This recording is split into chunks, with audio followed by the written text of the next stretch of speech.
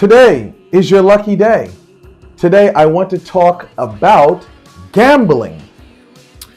Well, gambling is something that's looked down upon in many cultures, and there's reason to look down on gambling because, like Bob Marley said, you give your more to receive your less.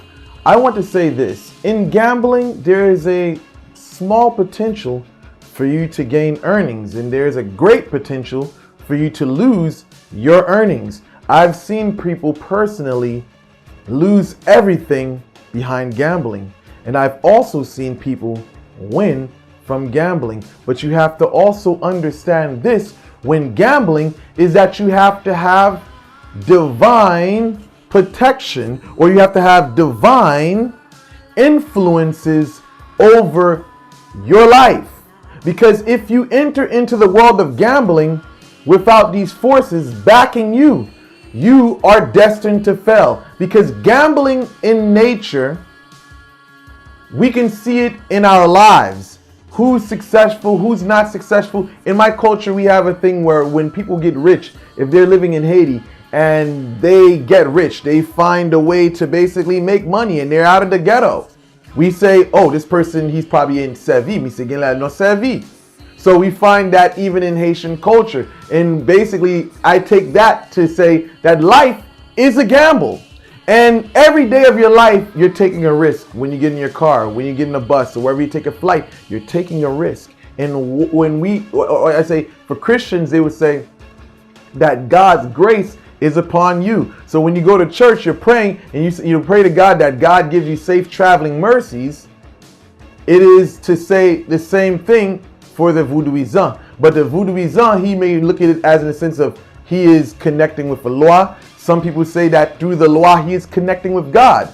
So we tend to see the holistic unity amongst these traditions. So I want to say this: whether you believe in God, whether you believe it's the law that's aiding you, you got to have some divine intervention when you're doing this. Because again, the game is set up for you to lose. Again, without this assistance, you can say that you're destined for destruction. I want to repeat that again. You are destined for destruction. When it comes down to gambling, this is a complex science. For those who are into a cult, they know this from experience. Because whether it's a dream or whether it's incidents in your life, you have to have eyes to see the seriality of events. When I say the seriality of events, whether it's from dream, you see 365. Now you see a car, 365. Now you go play 365. That may be your lucky number. But in this world, nothing is stable. You may have 365, 365, 365, but it has nothing to do with the lottery.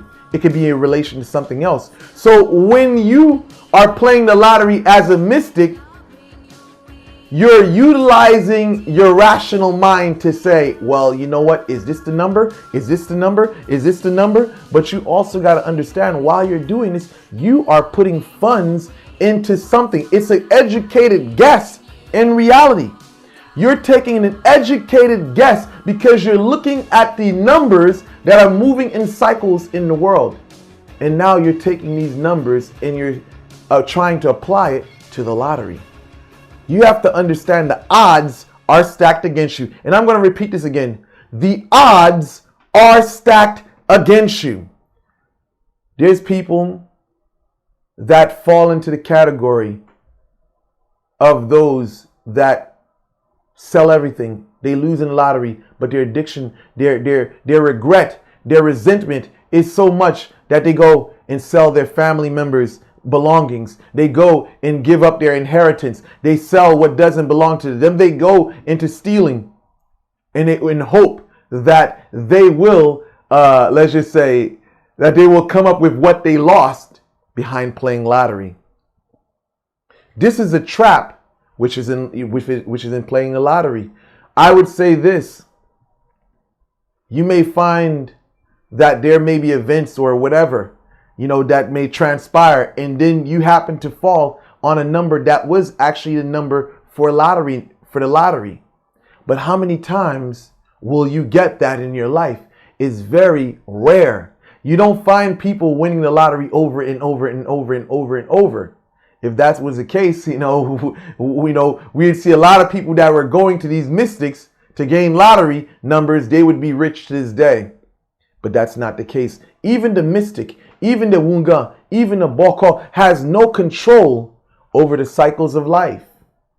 So I would definitely want to say this to you guys.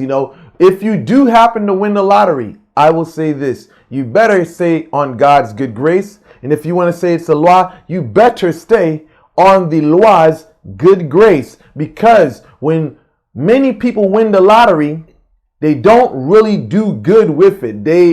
Let's just say they don't pay their respects to what gave them or that provided that opportunity for them to get that. And that's why you see the people that win $1 million, $10 million, they lose it within a year or so, or a couple of years. I personally would recommend that you take your chances at life rather than taking your chance in the lottery. Because I've seen many people, once again, I've seen many people that have invested their life, they have invested their time, they have invested everything into lottery, hoping that tomorrow they will be rich and recoup from what they put into the lottery. And they go to the grave a broken soul. So with that said, I conclude this video. I thank you guys for watching. Like, share, and subscribe.